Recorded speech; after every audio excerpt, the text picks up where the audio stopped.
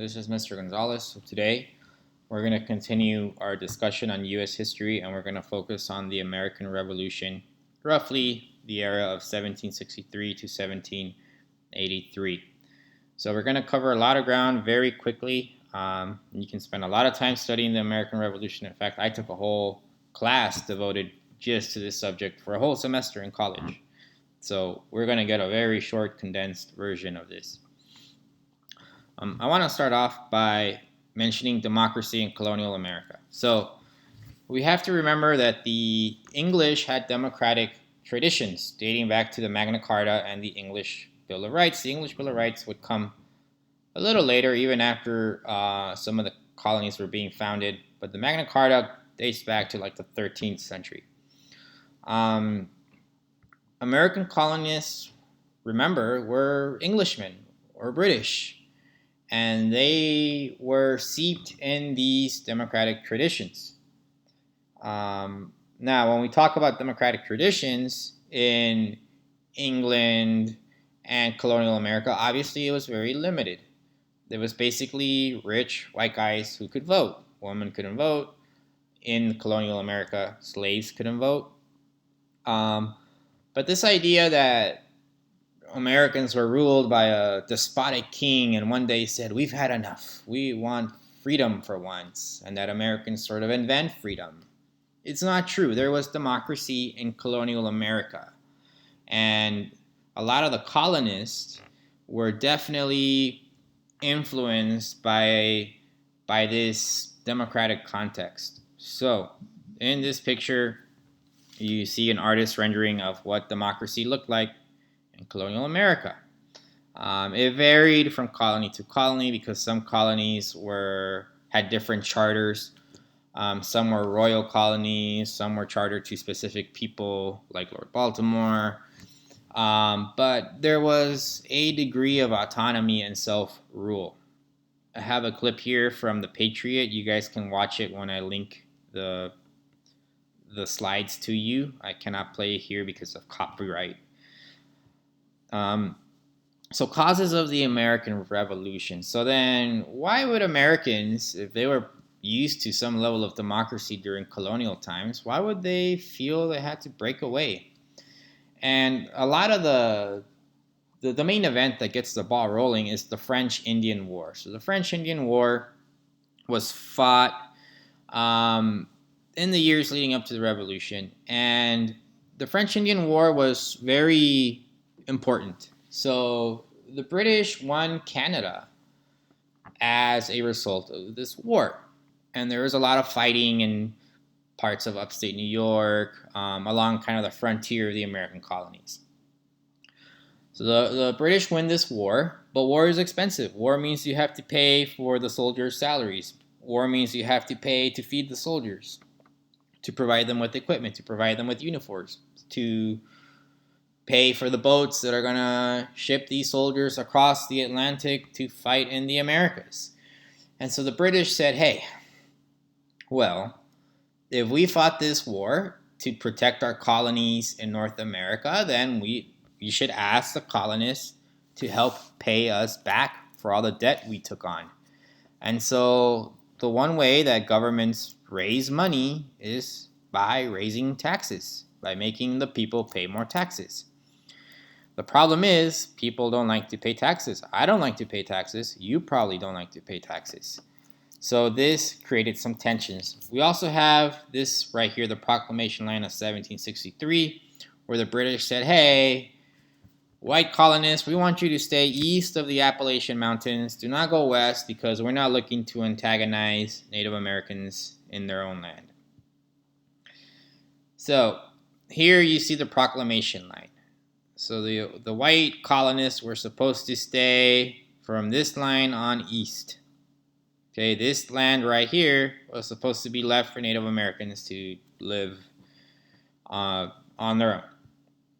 So there were a series of what colonists deemed intolerable acts that really raised the temperature and added to the tensions between some colonists and the British. And really, ground zero for this is in Massachusetts around the city of Boston. So there were actually early on many parts of the colonies didn't really care, but Boston did care, and the American Revolution kind of festers there, it grows there, and then it spreads from there. Um, so the Intolerable Act. So the British basically say, we want to tax you guys. You guys have to help pay us back for the war, for the French Indian War. And the colonists say, but wait a minute, you cannot just tax us because we don't have representation in Parliament. You guys have Parliament in London, in Westminster, and the people in England, in the homeland, they get to vote in a way because they vote for the representative in the House of Commons, and then they decide if taxes are going to be raised. But we Americans, we don't have representatives in the House of Commons. Therefore, the tax that you're imposing on us is illegal. You're raising our taxes without us having a say. And so this leads to tensions. And in fact, some violence and some acts of vandalism and looting break out. So, for example, one of these taxes that the colonists did not like was a tax on imported tea from India.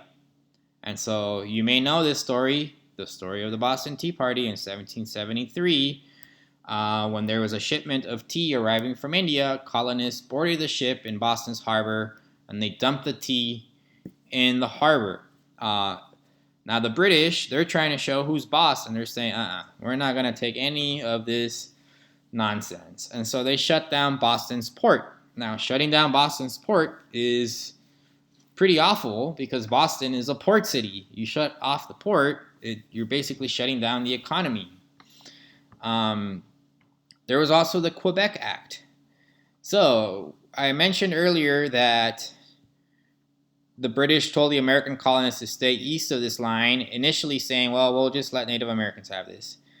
But the British said, actually, you Quebecois, French speakers from up here, we'll let you guys come down here. And so that really ticked off the colonists. They're kind of saying, hey, now you're playing favorite, so how come we don't get equal treatment? There was also things like the Quartering Act, in which the British, again, just trying to show who's boss, said, hey, if one of our soldiers knocks on your door and says, hey, we're going to crash here, I'm going to sleep in your couch, you had to let him in. And so this just sort of kept raising the temperature. Both sides are not agreeing to a compromise. Here you see a artist rendering of the Boston Tea Party. Again, it's kind of an event that is now part of American lore. And here you have reenactors reenacting the Quartering Act and how intrusive it was. So, here you can see, this is Quebec. This used to be owned by the French. After the French Indian War, it was handed over to the British. But then this area right here, including the upper Midwest, is added to Quebec, or it's open for settlement to the Quebecois. And these people right here, they don't like it. Now, the War of Independence. So there's tensions rising. And in 1775, at the Battle of Lexington and Concord, this is April 1775, rumor spreads that some colonists were trying to gather ammunition. The British send a small force out to go investigate, and while they're on their way over, a skirmish breaks out between members of the militia and the British soldiers. By members of the militia, I'm talking just your random farmer who is sitting at home, and then they hear from Paul Revere that the British are coming, so they say, oh crap, all right, I'm going to grab my rifle and I'm going to hide in the trees and see if I can shoot a British soldier. So this is actually how fighting breaks out, but at this point, it is not organized. There is no colonial army. You have angry colonists in Massachusetts. Some of them are forming militias, but there's no organization. There's no real direction. What's the goal? Is the goal independence? Is the goal reconciliation? It's not clear. Things are cleared up by the Continental Congress. So basically the 13 colonies along the eastern seaboard, they decide to send representatives to Philadelphia to say, all right, what's going on? What's our plan? What are we actually doing? What are we actually trying to achieve? And there's a lot of wrangling early on. A lot of people want reconciliation, and they send an olive tree to the king, and they say, hey, man, can we just be friends? And the king responds, no, if I ever catch you guys, I'm going to hang you all. And so the British are not compromising. The Americans feel like they're being pushed into a corner. And eventually, July 4th, 1776, they decide, screw it, independence. We are not going to find a solution within the British Empire, so we just need to go our own separate ways. So why do we celebrate Independence Day on July 4th? Because that is the day when we officially decided, all right, no more. We're going to try to go our own route. Now, it's one thing to declare independence and say, we want to be our own country. Now you actually have to do the fighting, though, because the British aren't just going to let the Americans go away. So, one of the things that this Continental Congress did was create a Continental Army. They took the Massachusetts militia and said, you guys are going to be the foundation for a new Continental Army. We're going to recruit. We're going to try to give you guys uniforms. And we're going to assign a leader to you. This colonel named George Washington, who was formerly a British soldier who fought in the French-Indian War. George Washington is going to be in charge of leading you guys. You end up having a couple of key battles. Battle of Saratoga in 1777. This battle kind of convinced the French, who were standing on the sidelines, that, hey, maybe these Americans can actually, put up a good fight. Remember, the French hate the British. The British took Canada from the French. So France is looking for revenge, but they also want to make sure that the U.S. can actually fight. You have a southern campaign where basically Washington and British soldiers are playing hide and go seek. The Continental Army keeps running around, running away. But then you actually have a decisive battle at Yorktown in Virginia. So Yorktown is like a little peninsula located in a peninsula. A peninsula is basically a piece of land that kind of sticks out to the sea. It's almost like an island. It's surrounded by water on three sides, so think of like Florida. Florida's a peninsula. So the British kind of make a mistake. They're in Yorktown. Washington cuts off their land escape, and then the French show up in their navy, and they're able to force a major British army to surrender. This is now 1781. So remember, fighting breaks out in 1775, and independence is declared in 1776. Now you have 6 years of fighting. The British basically say, you know what, screw it. Like, this is not worth it. We don't even like you guys. We get more money from other colonies like Jamaica. Jamaica is so much easier to control, and we get all this sugar, and you guys, there's a lot of drama with very little benefit, so they say, the hell with it. We're just going to let the Americans go away. We don't even like you guys. So here you have an artistic rendering of the Battle of Lexington and Concord. In fact, they even run the Boston Marathon on the anniversary of this battle. Off the top of my head, I want to say it's April 19th. Here you have a glorified rendering of the signing of the Declaration of Independence. And here you actually have the document itself. If you look at the top, July 4th, 1776, basically it's a letter saying, Dear British King, this is why we hate you. This is why we want to break away.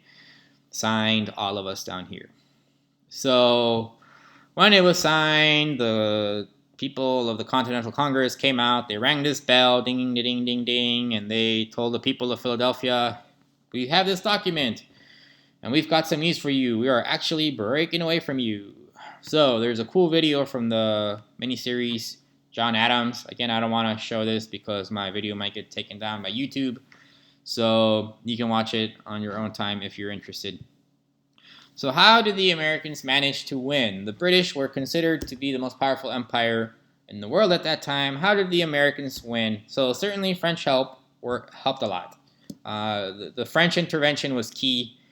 The Americans would probably not have gained independence without French help, particularly naval help. Guerrilla war tactics. So a lot of the colonists, especially the militias, resorted to these sneak attacks that were not confrontational, like in a direct way in some open battlefield, but they were enough to kind of slowly take their toll on the British. So this is, for example, similar to what Vietnam did to the United States, where they broke our will to fight. Basically, we said, you know what, it's just not worth it. the hell with it. We're out of here. And I would also say there was good American leadership. There was good leadership in the Continental Congress. You did have some great minds like Thomas Jefferson and John Adams. And then on the ground, you had leaders like George Washington who were able to keep the Continental Army afloat long enough to have victory. Here you have a famous painting of Washington crossing the Delaware. You have probably seen this painting before. So a new country, America has, when it's born, 3 million people. Okay? Today, the U.S. has actually 330 million people. 3 million people is not a lot.